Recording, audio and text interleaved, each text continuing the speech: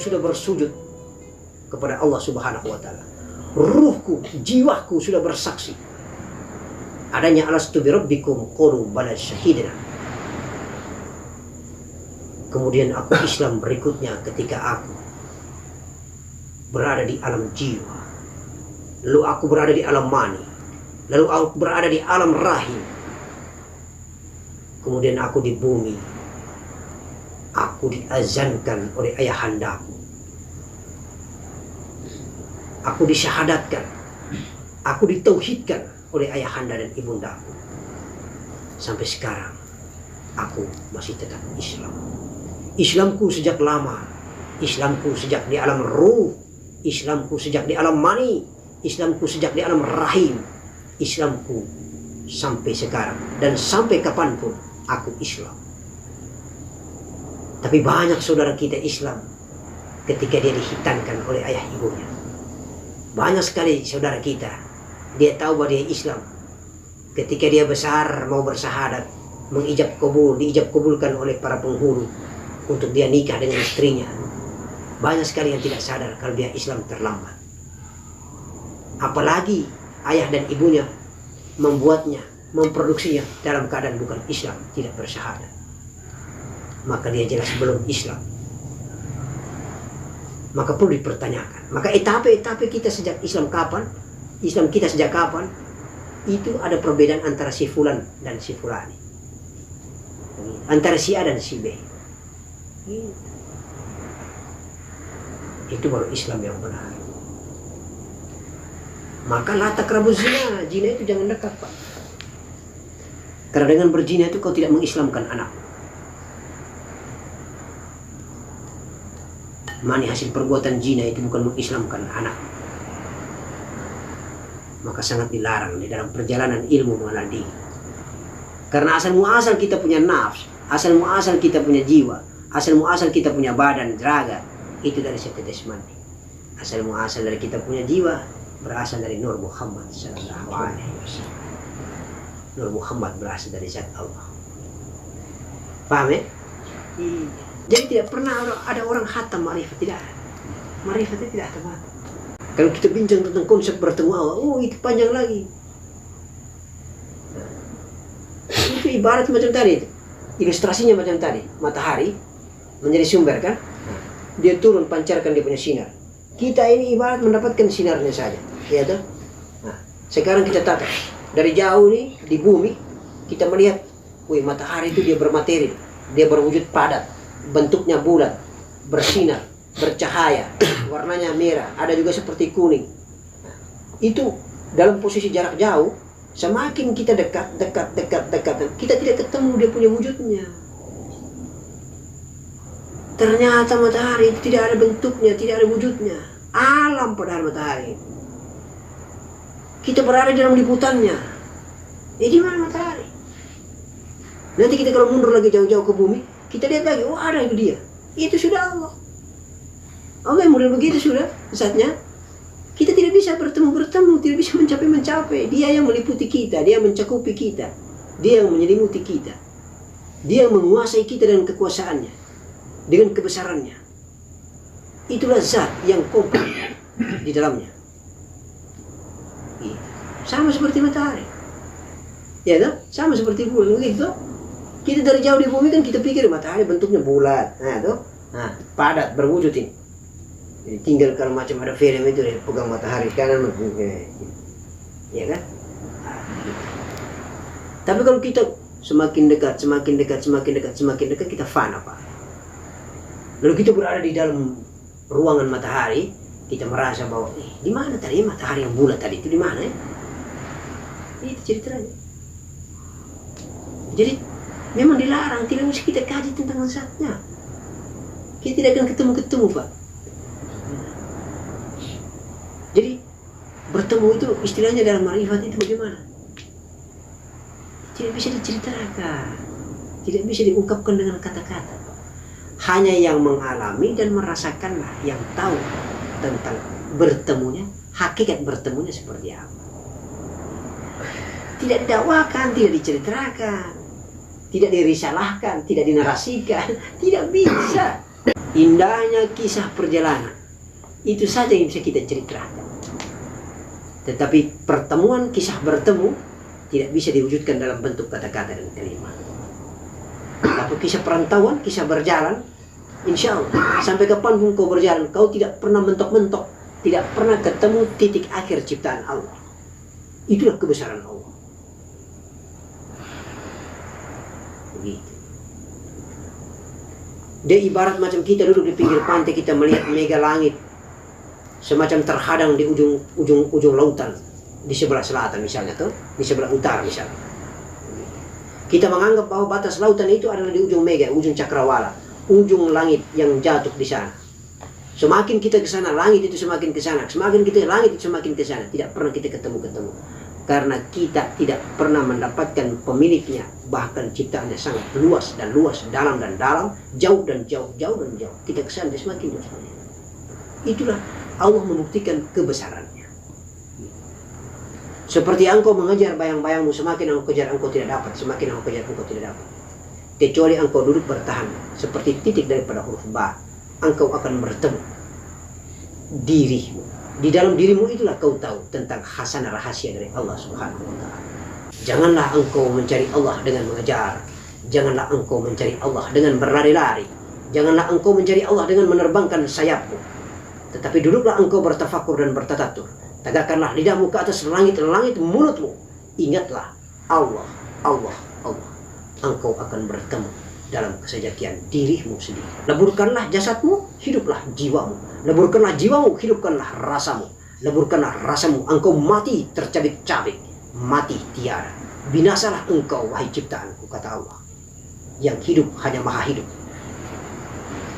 Allah Subhanahu wa Ta'ala. Itulah kode, itulah ahadiyah, itulah bako, itulah kekal. Jalan seperti itu. Kita hanya pintar bercerita, kita hanya pintar bicara. Kita hambanya yang bodoh, kita hambanya yang fakir, kita hamba yang penuh banyak dosa, banyak sekali dosa kita, banyak sekali kesalahan kita. Tidak pantas sebenarnya kita cerita begini, malu kita rasanya dengan Allah. Ya Allah, ya Allah. Tapi karena itu adalah ekspresi rasa cinta, ekspresi rasa kasih sayang kita dengan Allah, dan ekspresi kita dihidayah juga oleh Allah membuat kita cerita begini. Kalau Allah tidak tanamkan nur hidayahnya ke dalam kita punya akal fikiran dan kalam bicara kita, tidak mungkin kita bicara seperti ini. Maka semua tergantung daripada iradat dan kehendak hakku. Kehendak syar'i kita sudah lalui, kita akan mendapatkan kehendak yang berikut adalah kehendak langsung dari Allah Subhanahu wa Ta'ala. Itu istilah dua kehendak tadi. Begini. Jangan langsung kau mendapatkan kehendak hakuna. Kau lalui dulu kehendak syar'i. Syariat yang diajarkan baginda Nabi, insya Allah kau telah lalui, dianggap final, hatam, insya Allah kau lulus, kau mendapatkan kehendak hakuna. Laduni dari Allah, ilham ilahiyah dari Allah, turunkan hawa-hawa rabbaniyah dari Allah, warid-warid ilahiyah, warid-warid rabbaniyah dari Allah. Power energi yang dahsyat, maunah, karomah dari Allah Subhanahu wa Ta'ala. Insya Allah seperti itu.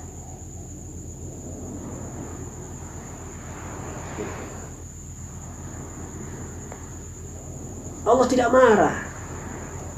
Allah tidak pernah marah hambanya. Walaupun hambanya itu mencintai Allah, walaupun hambanya itu marah-marah dengan Allah Tuhannya. Allah akan membuat ma'rifat itu dalam dua sisi. Ada yang ma'rifat karena cinta, ada yang ma'rifat karena marah. Ada yang ma'rifat karena cinta, ada yang ma'rifat karena dia durhaka dengan Allah Subhanahu wa Ta'ala. Itulah bukti bahwa Allah Maha Kasih dan Maha Sayang.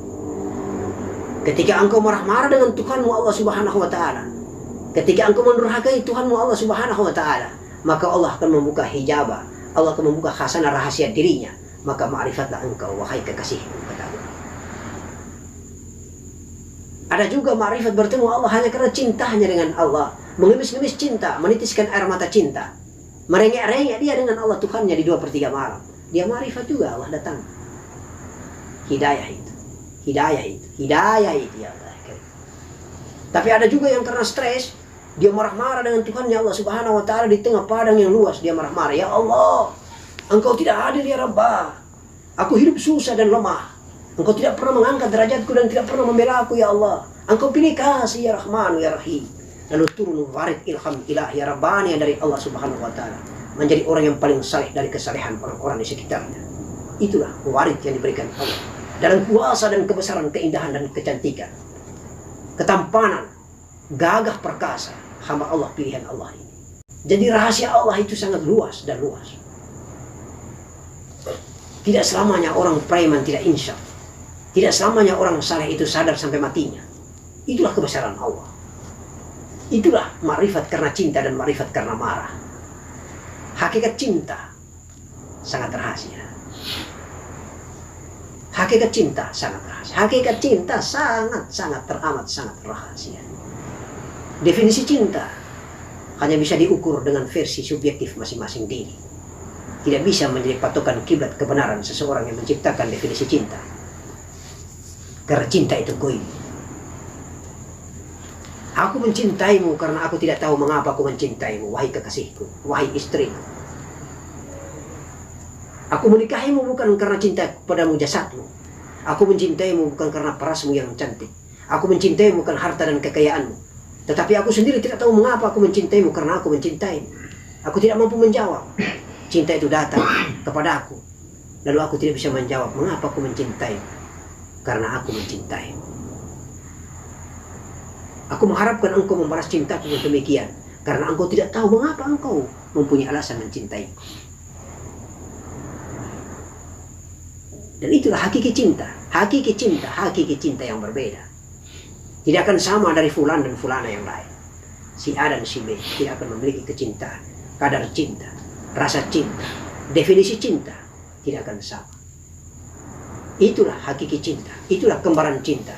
Sebagaimana cinta kita dengan Allah, Allah membuat kembar cinta antara sesama makhluknya. Maka Allah menciptakan serba dua, wadduha wal lail, wasyamsu wal qamar, wan nahar wal lail. Siang pasti ada malamnya, laut pasti ada daratnya, malam pasti ada siangnya, insya Allah matahari pasti ada bulannya. Ada kedua pandangan mata, ada kedua pendengaran telinga, bibir atas, bibir bawah, dua lubang hidung, dua tangan, dua kaki, serba dua Allah menciptakan. Sebagaimana syahadat Allah, syahadat Muhammad. Asyhadu an la ilaha illallah wa asyhadu anna Muhammadan Rasulullah. Seandainya tidak aku cinta kepada engkau, ya Muhammad, tidak akan aku ciptakan alam semesta. La haula wa la quwwata illa billahil aliyyil azim, insyaallah. Bismillahirrahmanirrahim. Alhamdulillah rabbil alamin, hamdan syakirin, hamdan na'imin, hamdan yuwafi ni'amahu wa yukafi majidah. Allahumma salli wa sallim wa yubarik ala sayyidina Muhammad wa ali sayyidina Muhammad. Wa la haula wa la quwwata illa billahil aliyyil azim. Ya Allah ya Rahman ya Rahim, ampunlah dosa dan kesalahan kami, dosa ibu dan bapak kami yang hidup maupun yang sudah meninggalkan dunia, dosa keluarga kami dunia dan akhirat, dosa saudara-saudara kami yang telah bergabung bersama kami, yang telah berjamaah bersama umatnya baginda Nabi Muhammad SAW di ujung masyrik sampai di ujung maghrib. Engkau ya Rabbah ya Rahman ya Rahim, maha mencintai segala makhluk ciptaanmu.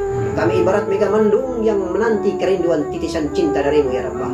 Kami seperti mega mendung yang mengharapkan turunnya hujan dari atas langit ya Allah. Turunkanlah kami hujan barokah dan hujan rahmat, agar kami menjadi hamba-Mu yang selalu mencintai, mengharapkan ridha, tidak mendapatkan dan mengharapkan pamrih darimu ya Rabbah. Hanya kepada Engkau lah kami memberikan, dan kami terlalu sadar dan teramat sangat sadar bahwa kami telah mendapatkan nikmat-Mu yang lebih banyak dan tidak terbanding dengan apa yang kami berikan, dan kami taat serta kami berbakti kepada-Mu ya Allah. Ya Allah ya Rahman ya Rahim, indahnya ciptaan-Mu, seluruh makhluk ciptaan-Mu ini ya Allah. Indahnya ciptaan-Mu ini dalam Kau angkat kami sebagai manusia menjadi khalifah di atas muka bumi. Ya Allah ya Rahman ya Rahim, begitu bangganya kami mempertuhankan dirimu ya Allah. Sampai kapanpun izinkan kami mencintai-Mu, mengasihi-Mu dan menyayangi-Mu. Di bawah pusara bunda-bunda kami, ibu dan ayahnya kami yang sudah meninggalkan dunia, ampunlah dosa dan kesalahan mereka. Terima dan bukalah hijabah daripada doa dari anak-anak kandung yang saleh. Kami sang fakir, hamba-Mu yang banyak dosa, hina dan papa. Lindungilah kami sepanjang hidup kami, bahagiakanlah kami dan mudahkanlah segala urusan kami di dunia hingga sampai di akhirat nanti. La haula wa la quwwata illa billahil aliyyil azim. Rabbana atina fid dunya hasanah wa fil akhirati hasanah wa qina adzabannar. Sallallahu ala sayyidina Muhammadin wa alihi wa sahbihi wasallam ajma'in. Walhamdulillahi rabbil alamin. Allahumma salli ala sayyidina Muhammad wa ala ali sayyidina Muhammad. La ilaha illallah, la ilaha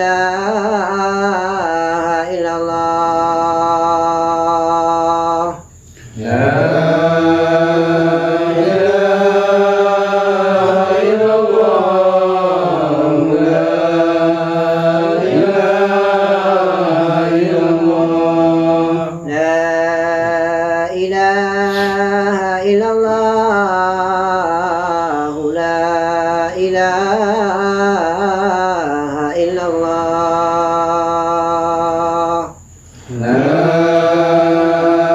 ilaha illallah, la ilaha illallah.